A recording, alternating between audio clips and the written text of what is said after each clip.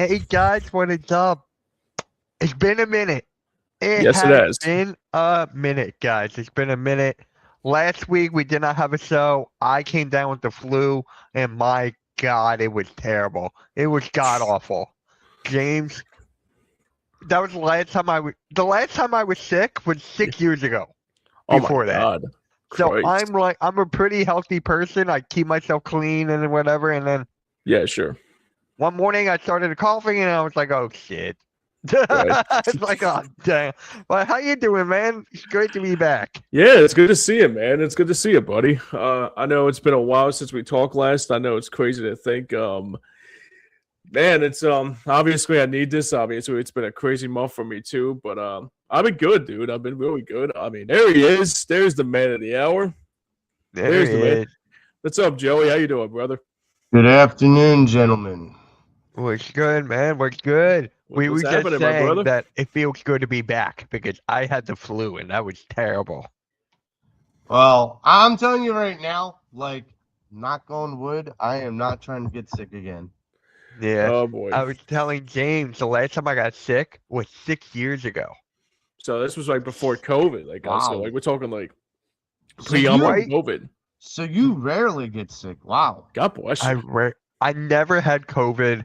My family never had COVID. So we're just like we always keep clean. And Yeah. we've always been that person where, did you wash your hands? Did you Yeah. do that? No? Go over there and wash your hands. I'm like, all right. Yeah, So, yeah, yeah, yeah. I definitely appreciate need it. this. After the month I had, I'm feeling better now though. Life's been good. Basically anxious to see what Jim Jackson does to when we have Jim Jackson next week. I'm looking forward to that. But getting back to normal for the most part. But things are just. I Uh, mean, it's good to know that our birds are actually making us have a better week too, because we got some news to report. Yeah, so let's just get right into it. Guys, we've been waiting so long for our offensive coordinator to be hired, and we were just like we were always looking at our watches to be like, it's today today? It's today today? No? How about tomorrow? No? Next day? No? A week later? Yeah, it's a week later. So You know we what's got a funny? new outfit. Yeah, You know what's funny? I was saying this to myself. I think I told this to Joey on my This Week of Flyers hockey show. I said, "Dude, this is probably the longest time for the winning of the OC. It's kind of like who was going to be the new pope. It was like yeah, that same kind of feel. I mean, yeah. obviously, there's like white smoke in the air today because what happened with the new So, coordinator. yeah, so we got our new offensive coordinator. It's Sean Two times Mannion. actually. It's Sean Mannion, a former quarterback. He was under the McVay coaching tree. So, Mhm. Joe, how do you feel about this new hired offensive coordinator? You know, I didn't know a lot about him when I heard about the news this morning, and I'm like, all of a sudden, my brain went into like overload. You know, Mm, as James just said, like it felt like we were waiting for a new pope to be named, and Yeah, then once the pope was named, you're like, who? And you're like looking up and researching everything you can about this guy. So, he was a former quarterback at Oregon State. I think that was something I read about. He worked under Coach Florio at as a quarterback coach and offensive um, quality control person or something like that before being a quarterback coach to Love last year. hmm Look, this is a guy who, James, remind me, how old are you? coming up with 31 next month. This guy's I'm 2 years older than you. I I'm know, 31 too. right? Okay, This so is he's it's so he's funny, two man. years older than both of you, I know. and he's been in By the 2 years. he's only been in the he's only had 2 years coaching experience. So Mhm. get your applications in, fellas, you and Mitch, that you guys are ready to be NFL prime coaches. Apparently, this is the Yay, a Oh, time. Jewish coach. A Jewish Yep, coach. this Woohoo! is the time. This is the time. So but oh it felt man. like waiting at the Social Security office for them to finally call your number because you're Yeah. like, Yeah. good It, Lord, like not the please DMV. let this be over. Um, Yeah, man. There's a lot of positives because he does come from the McVay tree. He comes from the Florio tree. He did a lot of good with Love last year. He 3,000 yards passing, 23 touchdowns, over a 65% completion percentage. One of the highest in Love's career. Jordan Love's career. Like, look, here's my feeling on this. He's an unproven commodity, which we've seen can go one of two ways. It can go John Gruden, Chucky kind of way, and it can go, and I'm not saying complete haywire, like lose your mind kind of Chucky, but like it could go Chucky, like really a smart offensive upcoming strategist kind of mind. The biggest thing we're going to talk about for the next 4 or 5 months is that this guy is not called to play, is not a play caller. I think one of the reasons why the Eagles made this hire, I said this to you guys a couple weeks ago, when they fired Kevin Patullo, now the hot seat's going to be on Nick Sirianni. Because now all of a sudden Nick Sirianni is going to be the one that takes all the fire. Now you can't blame the 33-year-old kid when you're the guy in charge. Right. There's no more excuses, Nick. There's no more running. There's no more hiding. There's no more hiding behind competent offensive coordinators that have been head coaches before. And this is where the franchise is saying you're either going to sink or you're going to swim. And Mitch, you'll appreciate this. This means that either Nick Sirianni gets exposed as the cheerleader he is, or he gets his pom-poms doused in gasoline and set on fire. Interesting. Yeah. James? Yeah, I mean it's a good hire. I think it's a very good hire. I know his resume. I know he's been a backup quarterback for many years. Obviously, he's been a backup to Jared Goff. I think he was a backup at one point to Kirk Cousins at one point in time. So he's he's I think I heard the name probably a few times in preseason play. Obviously, like talking about his backup ratio, but as far as somebody that's a new experienced offensive coordinator, I mean, I think it's probably for the better. I think it's probably you're missing a name, James. He played with Nicky Six. He played with Nick Foles as well. I forgot about that. Yeah, actually, Foles brought it up a couple. He did a podcast with his brother on his podcast with Evan Moore. Yeah, I mean that's the thing, man. I mean, it's just that and the other thing that makes it even more ecstatic is the one thing I'm excited about more than anything. It's that it's another outsider. It's another outsider trying to figure out what he does. And even today, they bring in Josh Grizzard. That I actually, believe it or not, a buddy of mine brought it up here. He's like, he's the guy that made Baker Mayfield into a star. He made Baker Mayfield into a better quarterback. I mean, I would say like these two outsiders, I think they had it right. I think they got it right. And I think the other thing, too, is that it's not somebody like Nick Sirianni's friend like Kevin Patullo was, or somebody that's a family member of Brian Johnson with Jalen Hurts. I mean, it's actually I don't know if it's going to – I got to wait and see if it's like another Kellen Moore-esque or if it's another Frank Wright situation. But for me, I always wanted to bring in Frank Wright because I think Frank Wright was probably – who had the experience of making two quarterbacks, or three rather, into MVPs and Carson Wentz and obviously Jalen Hurts and even actually not Jalen Hurts, I'm sorry, and Nick Foles in that Super Bowl year in '52. But hey, I mean, I also said to myself, look, if Mannion is your guy, I mean, we'll find a way to accept it. But the problem is here too, is that's going to be the big storyline coming into training camp. It's going to be like, okay, we brought him in here. So what's his offensive scheme going to be like? The same thing with Josh Grizzard here. So it's going to be different, though. I would say that, though. I would rather be different than rather be the same. I like those takes, and this is what I got to say about it. First off, Joe, you brought up Jordan Love. Look what he did with Malik Willis. Malik Willis, true. who's That's now a true. good starter quarterback. Like, Yeah. my opinion, he's still a backup, but he can start anywhere in this league, and he's going to flourish under the right coaching and right scheme. 85% completion percentage for Malik Willis. I mean, just It's not bad. forget about the idea of what he is throwing for. Just the idea he's throwing with that much, accuracy, completion. Like that, you put that in Jalen Hurts' hands, along with what you're saying with this other guy, and this feels like the franchise is trying to say we're going to try to make Jalen Hurts the best version of Jalen Hurts that he can be. Yep, and then they're preparing for the future because you guys know we're known for offensive coordinator being gone after a year or two. Like, we've had what 6 in the last 7, something like that.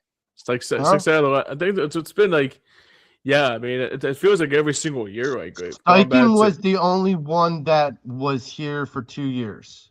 Yeah, the first year of Sirianni when we got dumped in the first round by TB12, and then the second year when we went to the Super Bowl. Correct me if I'm wrong, but Josh Grizzard, right? That offensive, the guy we brought in here, he wasn't around during the Tom Brady era, was he? No, I don't think so. I think he came in when Baker came along. Gotcha. Okay, that's what I was thinking too. If you remember, before they got Baker Mayfield and they had Tom Brady, there was Kyle Trask and guys like that they were trying to, and trust me, that's a deep cut from my perspective. Well, I'll tell you, long story short, since we all are part of EOP, if anybody knows my mock draft in 2021, I had Kyle Trask as a Mitch Trubisky shocker that he was going to go number 2 overall in that draft. And everybody read me like, Kyle Trask, you sure about that? And I was like, yeah. I said, dude, I was just trying to make a Mitch Trubisky shocker, you know? I remember you made, dude. I remember you made that call. I remember you made that call, and I'm like, yeah, I know. Did you say Kyle Trask? And you're I know. Like, yes. And I'm like, have you watched college football this season?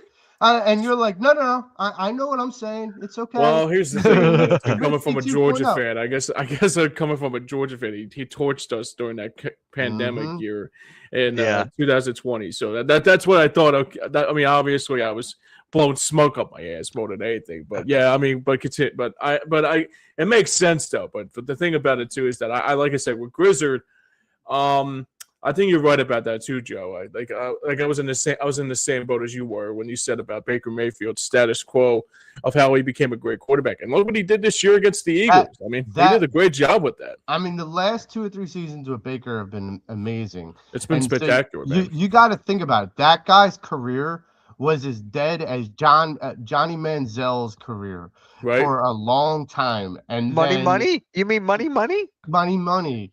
And all of a sudden, Baker Mayfield became money again. He wasn't cleaning out stadiums for like State Farm commercials. He was all of a sudden the guy that was filling stadiums for the Tampa Bay Buccaneers. Like that is the difference. But my feeling is with both these hires, and maybe you guys can correct me if I'm wrong. Well, we scrutinized the last time we were on. We scrutinized both. The failures of Jalen Hurts and the failures of Nick Sirianni. Okay. Right. This feels like the organization has made their choice. They're saying we are putting investments around our quarterback.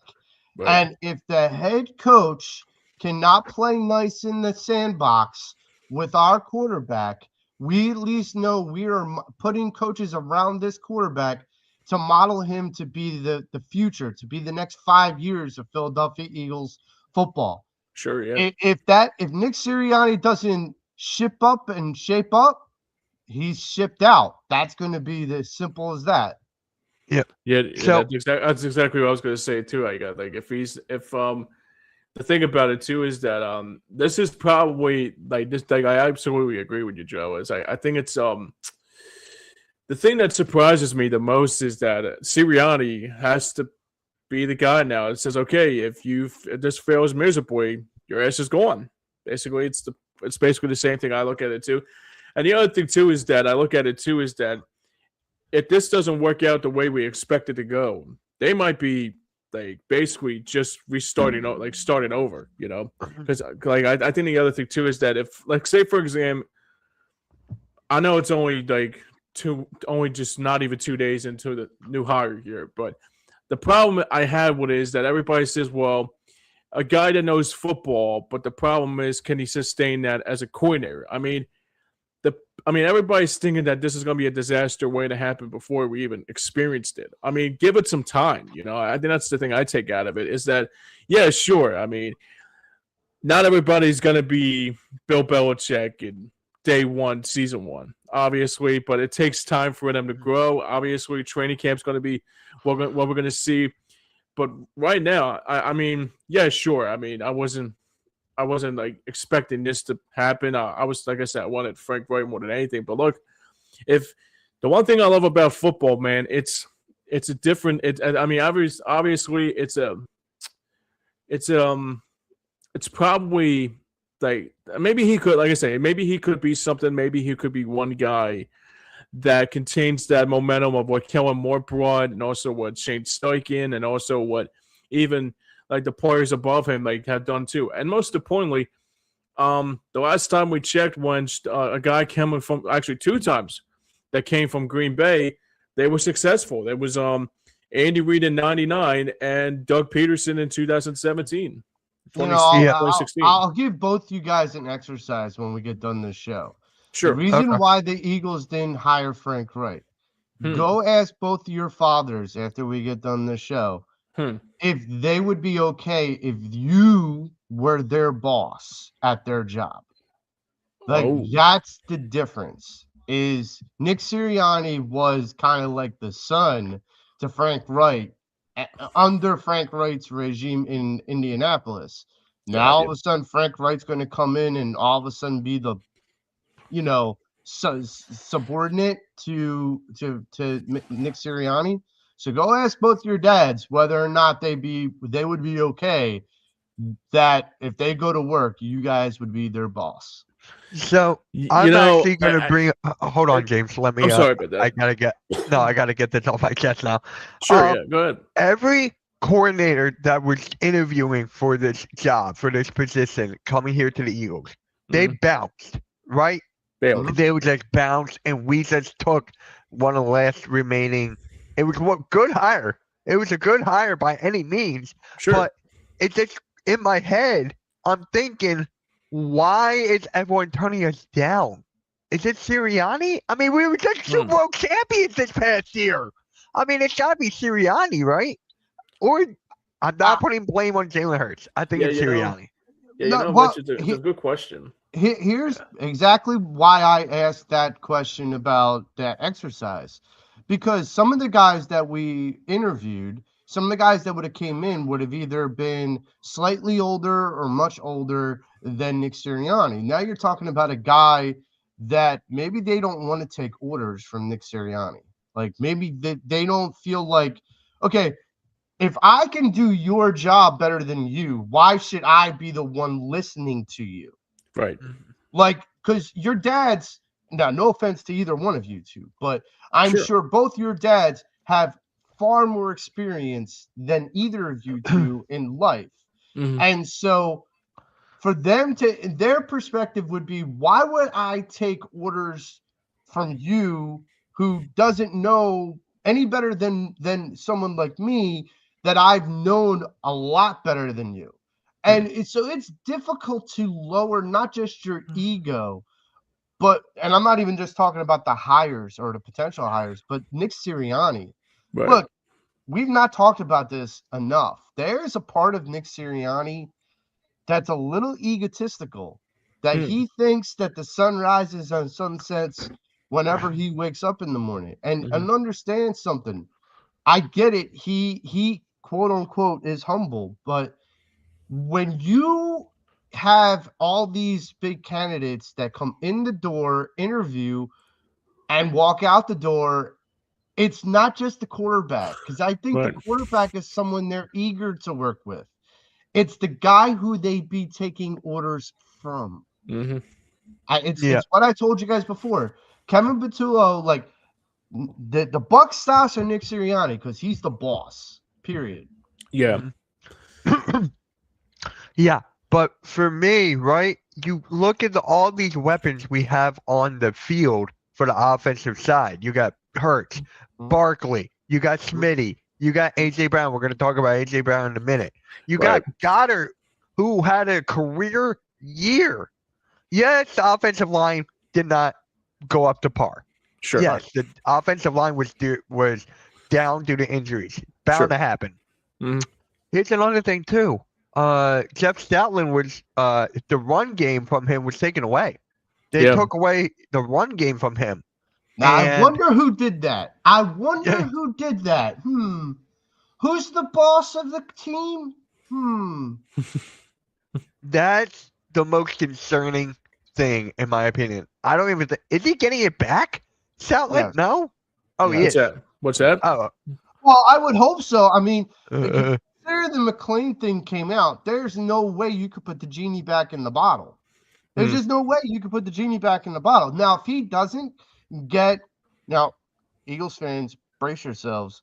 If he doesn't get the responsibilities back, we could lose Jeff Stoutland because of the ego of Nick Sirianni. So I'll ask you guys, if you had a choice tomorrow that there's contention in the locker room between Nick Sirianni and Jeff Stoutland, you can only keep one coach moving forward. Who is it? Good question. Stoutland. I think I got to go with Stoutland. Yeah.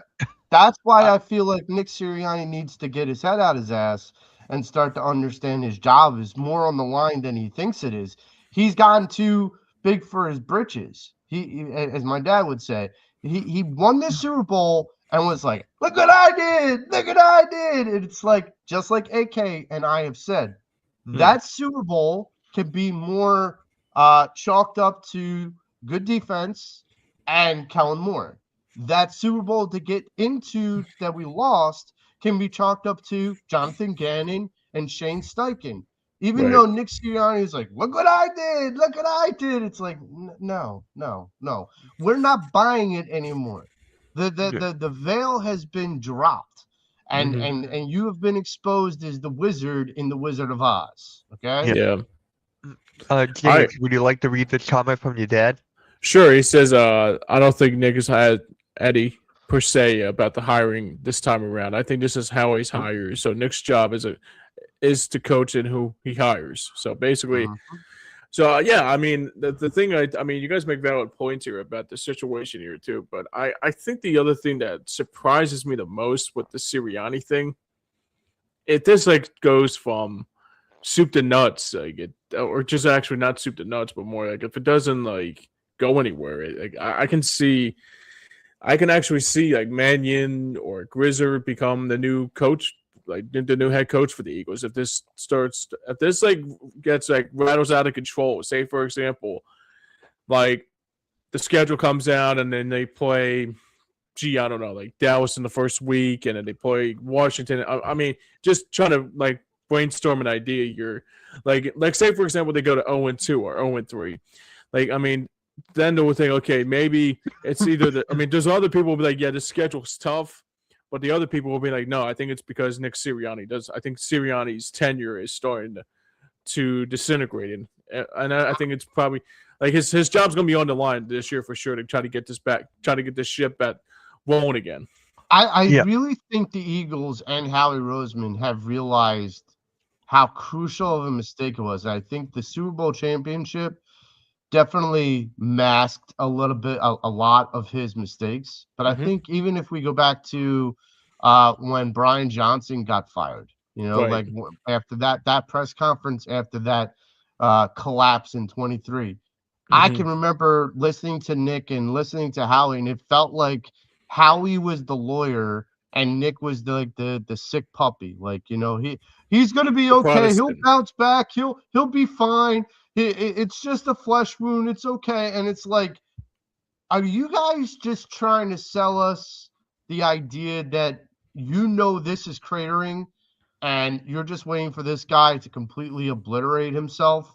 on the field because it got damn close in 2023.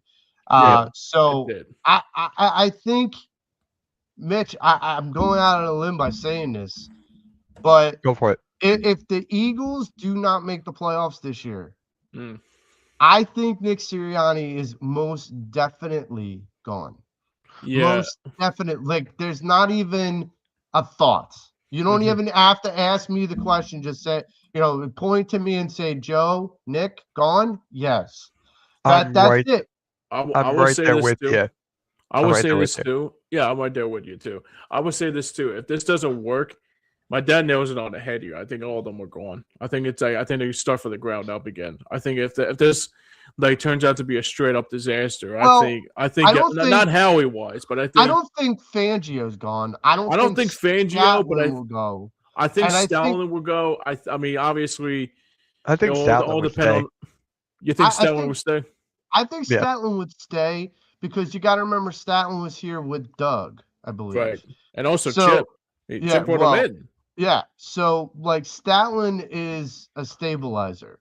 Now, you bring up everybody else will go. The young kid, the guys they just brought in, some of the other guys, the quarterback coach that we currently have is really a good coach. So Mhm. do we completely flood the gates? This is why I think they brought in who they brought in. Because Mhm. in my opinion, they're trying to create a infrastructure Mhm. Yeah. with the coaching staff. And Nick thinks this is to support him. No, no, no. This is to support the players. Right. This is Howie has made this clear. He has made the line in the sand clear. I stuck up for you in 2023 and you got me a Super Bowl. Great. I patted you on the back and patted your ass for 1 year and you made me look like a fool by hiring your best friend who couldn't get a play call off in 10 seconds if his life depended on it. And so Howie felt embarrassed. You're right about that, Joe. Howie felt embarrassed because he gave Nick the benefit of the doubt. Mhm. And Nick embarrassed it. He Yeah. embarrassed himself. He embarrassed Howie. He embarrassed the whole organization. That this is the problem. Now the organization's like, okay, you're this. It's a I did it kind of guy. Guess what? You're gonna have to do it. But this time we're going to support the players because we're paying them a boatload of money. Well, let me So say this too. I'm sorry, go for Mitch. it. No, no, you go. You go. So I'll ask you this, Joe. Since the coordinators you got now, Mannion and Grizzard and all that too, do you think we're going to see still cheerleader Nick, or you think he's going to turn professionalism into turn his passionism into professionalism, Well, like Merrill would once said? well, you know what? Here's the thing. Can he afford to be a cheerleader? I mean, Right, here's the honest to God truth. If he's a cheerleader this year, he's basically saying, I do not care about changing who I am to be a better coach. We talked right, about this before. Jalen Hurts will go off into this offseason and fix himself. He's done it before, he'll do it again. He's gone from being the second to last ranked quarterback in 2022 to being a runner. 2021 to Hmm. being a runner up in 2022 for the MVP and going to the Super Bowl. right. So here's the thing. Nick Sirianni. So Jalen has proven he can improve from one season to the next. Can Nick Hmm. Sirianni? That's a Now, good if point. Nick Sirianni pulls his pom poms out, next year, that proves to me he's not willing to change from Hmm. one season to the other, and that basically signs his, death warrant for this job because you are proving to everyone and putting it out on full display that you do not care about leading this team. You care about what your ego is. That Right, you are the Philadelphia Eagles head coach, and that hey, everyone's got to look at me. Everybody's got to watch me. I go back to something that was done a couple of years ago. hmm. Mitch, you brought this up on this program a couple times. When he yelled at the fans, Yeah. Mm. it doesn't that point out to you that it's not about the fans, It's not about the organization. It's about me. It's about me. Look at me. Look at what I am doing. Like when I see that, it just makes us a mockery. It makes us the clowns of the NFL. Yes, it's passion. Yes, I get that. The Eagles are very passionate, and the fans are pretty much the roughest fans in the whole freaking world. I get it. Well, But when it comes to this, you gotta show professionalism, not like yelling in a locker room when you barely defeat the Bills by 1 point. The only reason we won is because they didn't even they went for 2 and they missed it. So that was yeah. if they got that extra point, we would have lost that game. We would have lost if the Bills got that extra point. Oh yeah. So Yeah, I could see I'm that. just gonna say this also. It's just like this thing with Nick Sirianni, it just we Starting to got wear out on you. Yeah. It's starting to wear out. Thank you. Because I was trying to figure out the wording and that was Yeah, I just got you. perfectly I said. you I know got you, bro. when we dissect, and we've done it a couple times already. When we Yeah. dissect AJ Brown and AJ Brown's comments, you Mm. know how exhausted we all feel Oh, God, yeah. dissecting Nick Sirianni right now? We all feel exhausted. We all feel drained. We all feel frustrated. We all feel upset.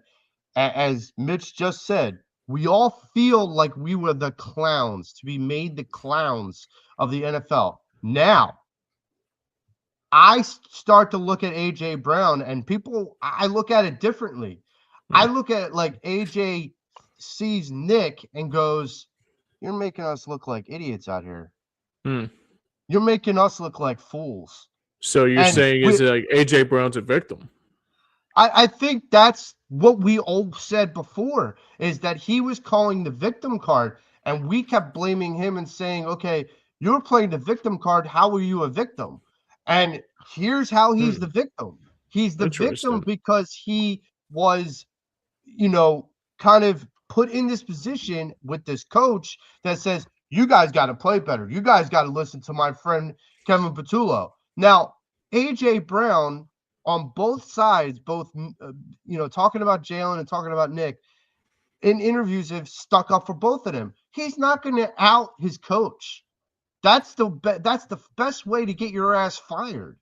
But he was requesting for the last year to be traded. The last time he wanted to be traded was because Matt, the guy from the head coach for the New England Patriots, was being what he was. And here's my thing: if this is not an AJ Brown problem, we did this exercise a couple episodes ago, Mitch, and maybe we need to do it again. Maybe we need to reevaluate the blame, the blame chart. The blame chart. Okay, yeah, we can do that next week for sure. All right. Because I think it's changed. I Okay. think it's changed drastically with some of the things we have found out, with some of the new occurrences that have come out. Because I don't know if I blame AJ. Look, AJ's got his own mental health. Do I still have it? Let me look. I think I still have it. I can bring it up. Right. Yeah, let me bring this up. I think the other thing too. Me and you agree that mental health, we don't make fun or mock, or we understand mental health. That's right. I got it. If there's something with AJ that is mental health oriented, we understand that person needs support and help. Fine. But if you have a guy like Nick Sirianni, who's the agitator to putting him into that mental, like if you had an oppressive boss, if Mitch was an asshole to you, James, and it was an oppressive boss, then you would feel like deflated. You would put out tweets, another day at the podcast. You mean Deflategate? Yeah, like, right. It's like you would see James like tweeting, another day at the salt mines. Hashtag hardcore sports not. Yeah. Hashtag this, that. Mitch is an a-hole. Like stuff like that. And Mitch would be like, actually laugh. I would actually laugh. You know what's funny? Mitch would be like, what the hell's going on? And James would be like, nothing. I just venting. Well, you know what's funny? You ever see Dom Herrera's shtick of Yes. Uncle Louie? That's how I Yes. feel like. It's my wife's a pain in the ass. Yeah. My owner's Yeah. married to a loser. The Right, whole nine but- yards. So Like, y- go ahead, Mitch. I actually Yeah. got the list right here. I found Okay. it. So Joe, you had Nick Sirianni 1. You Okay. had AJ Brown 2. You had Patulo 3. Right. Offensive line 4. Hurts 5. And Howie Roseman 6. Now, me and James, we had Sirianni also. We had Patulo 1 and 2. He had AJ Brown 3. I had Hmm. Hurts 3. I So forgot about basically, that. ours flip flop 3 and 4. Hmm. So I tend to go and drop AJ Brown down. I'm not sure how much further, but I would almost tend to drop AJ down further on the list. But you know what? We're soothsayers because the fact that we all had Nick Sirianni 1 yeah, ought to tell you, especially that's true. this point, that we all saw that it came from the top. And as our good friend Frank Finnegan would say, the fish is rotten from the head down. Okay, Yep. That's true. this time the head is the head coach, so it's rotten from the head down. Here's the thing: Howie doesn't want to own right now that Nick's the problem. Instead, he's going to let Nick fire himself. He's going to let Nick get in such a way where Howie's going to be like, what do you expect me to do? Like I said earlier, if they don't make the playoffs this year, Howie's going to walk down to Nick and go, what do you expect me to do at this point right now? Right. Like, you expect me to keep bringing you back? I got to go to the boss who writes the checks that goes out on before he goes out on the yacht. I got to go and tell him before he goes out on vacation, and we should bring you back. He's Yeah. like, yeah, that's not going to fly because Howie likes his job. Yeah. So Star Wars comes in and he goes, give Sean a shot. I'm giving him a shot. We're all here giving Sean a shot. I think he's got a very bright future here in this organization. I really do. But there's some things like I've been asking Phil, Phil, Trending AM, SCT Sports Network, guy. Shout out to him. He just hit 1K. Shout out to him. Just saw that. So I was asking him what was our identity this past year, and he was like, we were very good defense. Our offense sucked. Yeah, I stumped him. He could not even think of our identity. My question is, we were good in red zone efficiency, but if we weren't in the red zone often enough, it didn't matter. Yeah. So what would our identity be going into next season with Sean Marion? Not Sean Marion. Oh my God! I'm gonna do that so many. I'm gonna do that so many times this year. I'm gonna do that so guys. If I say Sean Marion, Suns dives out of the card court and goes onto the field. No, he had the weirdest shot ever. He had one of the weirdest shots ever. Dude, I used to shoot like him when I was younger. Did you really? Yeah. I was always shooting like it went in, but I'm like I didn't question it, but I fixed my jump shot. I'm good now. Yeah. But, Well, so what is the guy's last name? Sean Mannion. Mannion. Shannon Moore. Same thing. I used to call him Sean Shannon Moore Mannion. Believe it or not, guys, so it's not him, obviously. So when I heard about this hire, I heard the Eagles hire Sean Mannion as their new offensive coordinator. It's Sean Marion. And I said, Sean Mannion. I was like, my old track and field coach for Newman? I'm like, oh, wow. Sean Mannion? And they're like, 33 years old. I was like, oh, no, it's not my old track and field coach. He's younger than me. I'm like, never mind. I was like, but my old track and field coach in Newman was named Sean Mannion. And I was like, oh, so it's not Sean Marion? No, it's not Sean Marion, and it's not. It's funny. I think it's not Mitch Koff and Mitch Kopsky. We're not doing that. Hey, the Flyers are not playing so well right now. So I'm not. Too. Yeah. I'm still repping the Flyers because I want to support Jim Jackson next week. Hopefully, have a good interview. Yeah, can you tell what zone I'm getting ready for? The boy. Phillies. There you go. Right at back phase 4. It's Groundhog Yay. Day, Monday, so It's it's fitting. Groundhog Day again. Good Groundhog Day. But Um, here's my thing is with this guy, we are giving I feel like the organization isn't giving him necessarily the keys to the car yet, mm, but they are seeing whether or not he can take the pressure, whether right. he could take, whether he becomes a diamond or he becomes a burst pipe. Like that's the difference. That's gonna be the question. Nick Sirianni right now needs to understand that this kid is the boy wonder, and he's in trouble. So if Nick Sirianni looks incompetent, I don't think that this organization is going to hesitate to take a roll the dice and take a gamble with this kid, because Florio for the Green Bay Packers loved him, Yeah. and in fact, when he was kind of like a backup quarterback before, Florio was like, I will have another job for you when you're done here. And he hired him right away. So you have to bear in mind. I like backup quarterbacks as offensive coordinators. I just do. I do think too. I do too, man. I was kind of rooting for Mike Kafka a little bit, the guy to come home. I But was worried about that too, man. Here's my thing. I'm a firm believer that at 33 years old, and I go back to what Sean McVay, and he comes from that tree. Sean McVay became a head coach at 38. Okay. Yeah. So this kid's on a 5-year plan to become the head coach for the Philadelphia Eagles. And then you have a guy who is an offensive minded coach that's leading the ship, because that's what we need right now. We need a guy who, it's not going to, like, he can alternate coordinators, but he's the leader of the ship. Nick Sirianni is not the leader of the ship. He's the drunken sailor in the port bow. That's who he is right now. He's just along for the ride.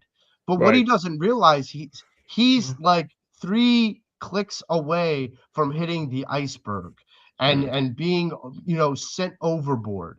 That this is the difference. Now, the biggest mission for Howie this offseason is figuring out how to make all the other players happy, meaning AJ Brown, because Nick Sirianni's still in charge.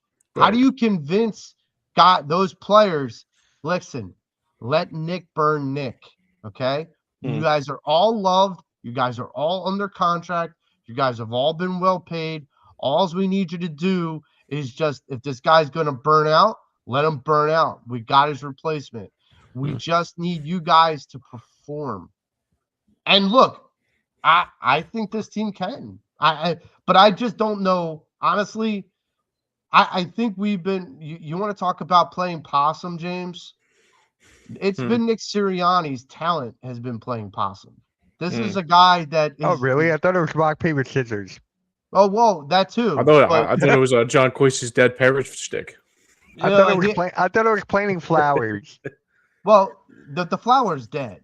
The Right. flower has wilted. It's dead. That's what's wrong. So it's a positivity bunny. It's so dead. it's a positivity bunny. Oh God. That's dead too. That got boiled. that positivity bunny. I was like, that should be an act of animal abuse. But here's the thing. If you guys ever remember, and you guys might be too young for this, there was a toy out there a long time ago, back in my day, where it was a sunflower, and it would like loop over. It would like droop over, like every once in a while. It was a toy. It would droop over, and then you would push a button, and it would sit up, and it would start dancing and doing this and everything like this. And then when it was done singing and dancing, it would droop back over again. That's Nick Sirianni. That's Nick Sirianni in a nutshell. Oh my God! Well, they got now like dancing cactuses like that too, and the dogs get crazy like that. I think it's the same kind of model like you talked about with the dancing flower. But yes, and it's like you got it's creepy. It's like creepy. Rich said, he's got the cheerleader outfit on, so he's dancing on the sidelines. Yeah, he's saying, "Don't pay attention to any of the failures. Pay attention to me. We got all the the standards and the things that we're strong together and mentally tough, whatever the hell the pillars are. And it's like, dude, you're losing it. You're losing everything that It is and, tiring. It's actually, believe it or not, it's fatiguing. I'm gonna admit. and you know what? I stuck up for Nick in one As did I. comparative way. When he brought his kids to the microphone, to the press conference, Yeah, I remember. there was a criticism about him hiding behind his kids. And I said, how dare you? I mean, maybe he's just trying to celebrate with his kids. I now rethink that statement. I really do. And I don't like saying that as a father. I don't like saying that, but here's the thing. How many coaches do you see do that? Not a lot. Not a lot. I mean, I think I see players do it more than I see coaches. I'm not sure, Joe, but I think that was the same game that he confronted the fans. I think that was that same game against, was it Cleveland? I think it might have been Cleveland. Because like he was confronting the fans, and I think that same game, he had his kids out on the podium, if I could remember correctly. Yeah. So back to my question earlier, what do you guys want the identity to be with Sean Mannion? Hey, I got it right. With Sean Mannion being the offensive coordinator.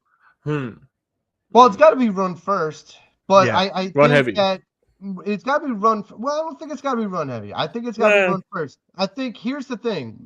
Jordan Love was good at one thing. He was good at still having a run game, but being able to be effective. So if Mannion can bring to the Eagles and make Jalen Hurts as effective as a passer as, you know, Jordan Love and the other guy you mentioned earlier, Willis, you know, if he can make, you know, Jalen Hurts that effective as a quarterback, there's no reason why he's not going to pass. There's not with the you know, look at what the Packers had as far as receivers, and look what we have. Like Mannion's like, really? This is what I get as toys? Like I get AJ Brown, Devontae Smith, and Dallas Goedert. She's like, okay. It's like, all right, where do I begin? I'll start running up the routes. This kind of goes back to my only concern about Mannion is he doesn't have any experience play calling. This is what I thought when I heard about this with KP last offseason. I said, you know what he should do?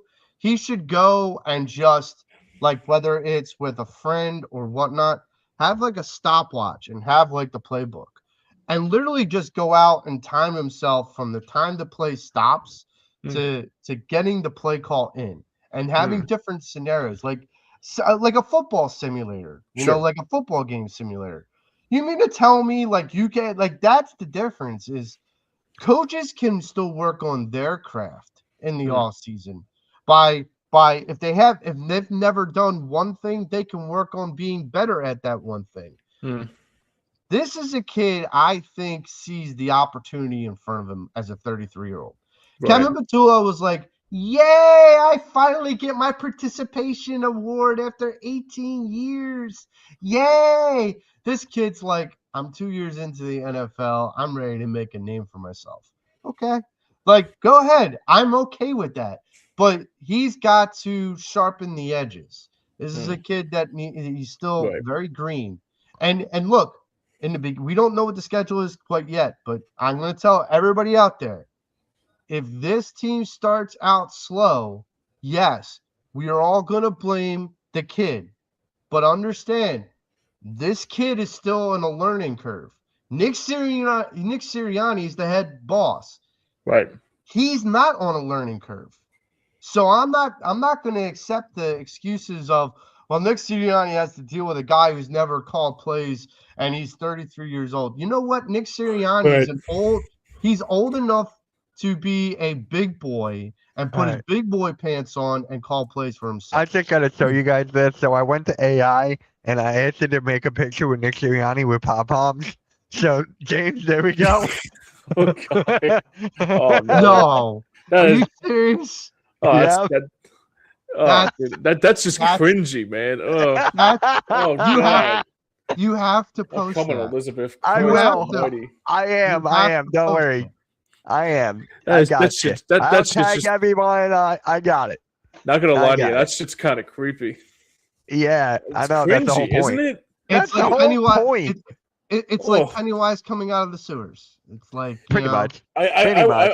I would have been okay if he was like just show me like a picture of him like on top of a rooftop, like the Beatles rooftop concert, you know, and he's Nick, singing Nick, "Get Back." Nick Sirianni, the dancing clown. Yeah. Man, I don't even know how to react to that. I'm getting like chills. I'm putting now. that It's on like this, Facebook. oh I'm my putting god! that on Instagram. I'm throwing it everywhere. Oh But my god! James, what is your identity for the Eagles for Sean Mannion? Well, I will 2 times say in a this. row. There you go, points. Yeah, but I think we'll be okay. I think everybody's just worried that yeah, he's a guy that doesn't have experience, but look, I mean, did anybody thought Frank Wright would have experience? I mean, to the experience that he had. I mean, look, Frank Wright was a backup quarterback with Jim Kelly for years.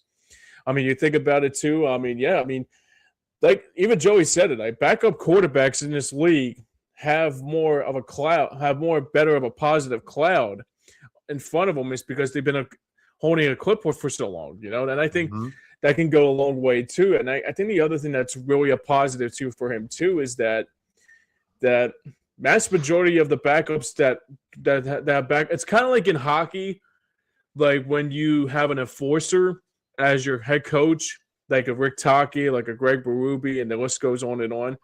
And also, it's not, you don't want to like the great, I mean, let's just keep it real 100 right here since we're talking about hockey right now. But Wayne Gretzky, greatest of all time, the greatest hockey goal scorer, greatest player, greatest of all time. He sucked as a coach. He didn't play well. He wasn't good as a coach with the Coyotes back in the day. But sometimes, by the way, happy belated birthday, great one. Yes, indeed. Check out my blog on my website, theshoppingplaza.store. Just excellent. Yeah, and the other thing too is that I look at the same thing as I do with outsiders like this, that like the Ross Tuckers of the world that were like offensive linemen. They don't want to go for the Tom. I mean, yeah, sure, you got the Tom Brady doing commentary, but you really think Tom Brady is like fit for broadcasting instead of a quarterback for the league? But I mean, that's another story for another time, though. But I think the outsider noise with Sean Mannion could help it jumpstart his career and also try to be something like the Frank Wrights were, and also let alone like Kellen Moore too. So mass majority of the players, I mean the players that were backups are offensive coordinators. I mean Kellen Moore was one, Frank Wright was one, Doug Peterson. Yep. Yeah, Doug Peterson, absolutely. I mean even Andy Reid became a great coach. Exactly right, Star Wars. Exactly right. I remember a couple episodes ago when we were talking. I think it was the last time we were on that we were talking about who we would like to see them hire. And I think we mentioned the backup quarterback. We mentioned Nick Foles. You know, the idea that a guy who knows X and O's. Look, if his biggest Josh McCown's a good backup now. Well, not this year, but but same thing. If Mannion's biggest, I guess, thing he has to work on is timing to get his play calling in right. That'll improve. Okay, I have a feeling like he'll improve on that. But it's the creativity of his play calls. Right. If he can be creative, like, look, we may have to deal with some delay of game penalties. Okay, fine. But like, if this guy's creative, I think it's going to make all the difference. And I think that he can be creative. I think when you look at, no offense, but I thought Willis was cooked for a long time. He was a first overall pick, for crying out loud. And he just fell off the map. And now he goes to, Sean Mannion in Green Bay, and he has this career resurgence. He's going to get paid now. He can thank Sean Mannion for getting himself a new contract with another team that's going to put his name back into relevancy. Jordan Love was on this doorstep prior to this past season of, can he take the next step? If it wasn't for Jordan Love's health, he would have. Like Yeah. he had 3,000 yards passing and 23 touchdowns, and he was hurt most of the year. Mm-hmm. So imagine when you put this kid, boy genius, in with the likes of a guy who fixed Baker Mayfield, another reclamation project. Right. These two guys have fixed quarterbacks. I'm not saying Jalen Hurts needs to necessarily be fixed, but he needs to be improved. If there's a way to get greater, it's by making Jalen Hurts the best version of Jalen Hurts possible for the next 5 years. Because Nick Sirianni can come and go, but if we have a star quarterback on this team, guess what? That's going to carry us through winning other Super Bowls. That's why we win is by Jalen Hurts, not by Nick Sirianni. Yeah, I do agree with that too, and I know we got to wrap up here.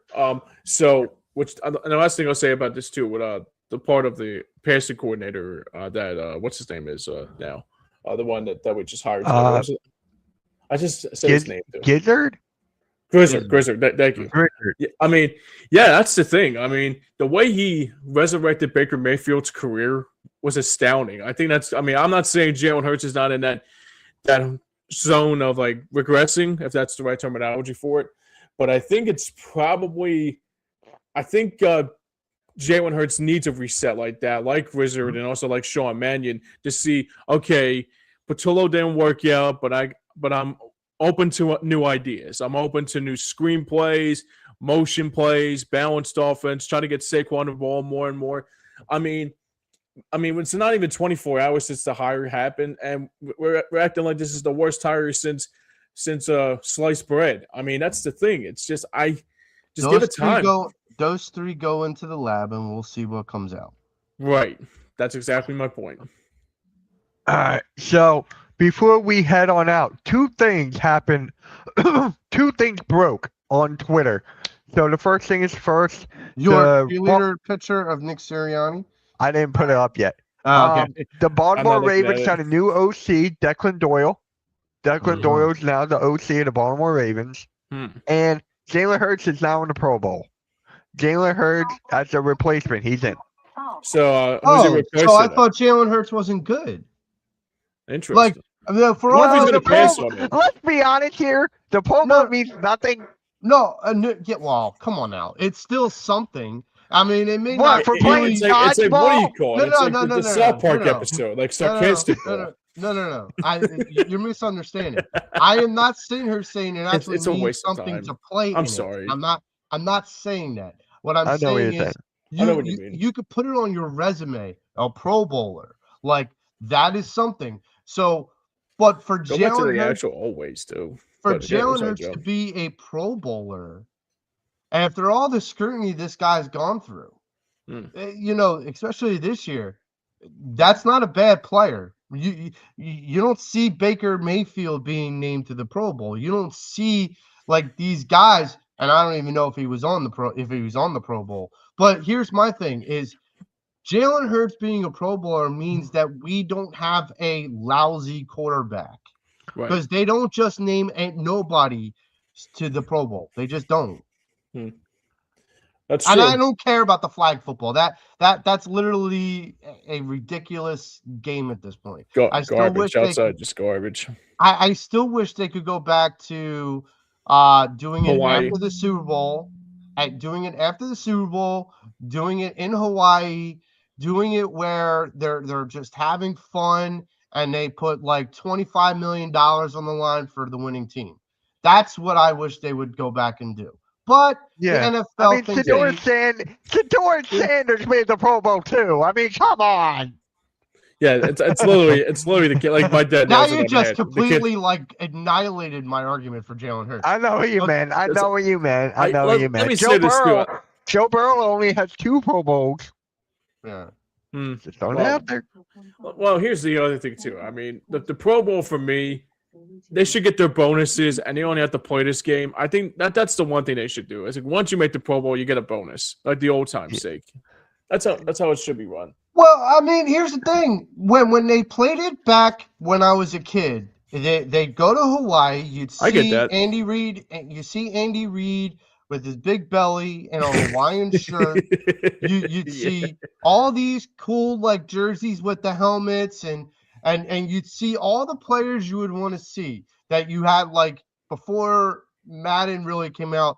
You see all the favorite players all on one team, and you're like, wow, that's cool. You know what's funny? Now you're getting the replacements because it's before the Super Bowl. It doesn't matter. It's flag football. Like the agents are getting involved. Look, if they made it financially worth it and did it after the Super Bowl where people are just trying to like have fun, it just doesn't make any sense. It just doesn't make any sense doing it before the Super Bowl. Cooper DeJean and Quinion Mitchell are Pro Bowlers too. Well, they freaking earned it. They freaking earned it. I earned it, Joe. They earned it. They earned it. I did. So Pro Bowl. So do you take it back? Being a Pro Bowler matters. Do you take it back? It doesn't matter. I just want to go to Florida. Right. I want to go to Florida, man. The one thing I'll say this too about that's the other thing. What a cop out by the NFL. Like, right? Instead of going to Hawaii, which is like paradise, we're gonna send you to Florida. Florida. The hell is this? Is this an episode of Seinfeld? Like, what the hell? Serenity Hill. All right, James, finish up your thoughts, and then we're gonna wrap this absolutely. up. Mind you, too, Joe. You're absolutely right about the Pro Bowl and all that too. But I will say this too. The funny fact is about it, I used to love about the Pro Bowl. It's kind of like I used to like about baseball's All-Star game is when they had the helmets and it was like different kind of helmets that you see. Like it's either Green Bay or Denver, or obviously the Eagles. It's the same thing I feel about baseball when they brought back the actual jerseys, which, by the way, is this year in Philadelphia, by the way. Yes. Boys. Oh, hey. Yes, it's going to CBP. And Dave Dabrowski, you better be watching these players closely because I'm pissed off at you. I'll be watching you. You guys will be talking about them tomorrow on the Passion App Sports Show on the Hardcore Sports Network, 9 a.m. Save some of that fire for tomorrow morning. Save some of it for tomorrow morning. And guys, really quick, so tune into Passion App Sports Show with these guys, 9 a.m. on the Hardcore Sports Network. Yes, sir. And James, what do you guys have coming up on Monday? Well, we got a jam-packed show coming up this week. Obviously, we going to talk about the Flyers, who are just playing just absolutely horrible right now. I'm not going to lie to you. But the positive is there's like a good news and bad news. The good news is that coming up on Friday, we'll have the chance to talk once again to the Flyers play-by-play man and Jim Jackson on that Friday's edition. Won't be out until the week after because I think me and you are going to be on that show that day, Mitch. So I think it's going to be me and you on doing all the toots and whistles of that. So, but coming up this week, we'll talk about that more than anything. We'll talk about the Flyers' struggles. We'll talk about how can they get out of this before the Olympic break. Obviously, it's like 3 games before the Olympic break. So tune in on Monday, Hardcore Sports Network, Stream Punk Entertainment, and hopefully we'll get some wins out of it so we can talk about some positivity right now because it's looking really bad right now. Yep. And with that, further ado, guys, make sure you like, share, subscribe to the Steampunk Sports PA. We'll see you again next Friday. Go Birds, and Nick Sirianni is a cheerleader.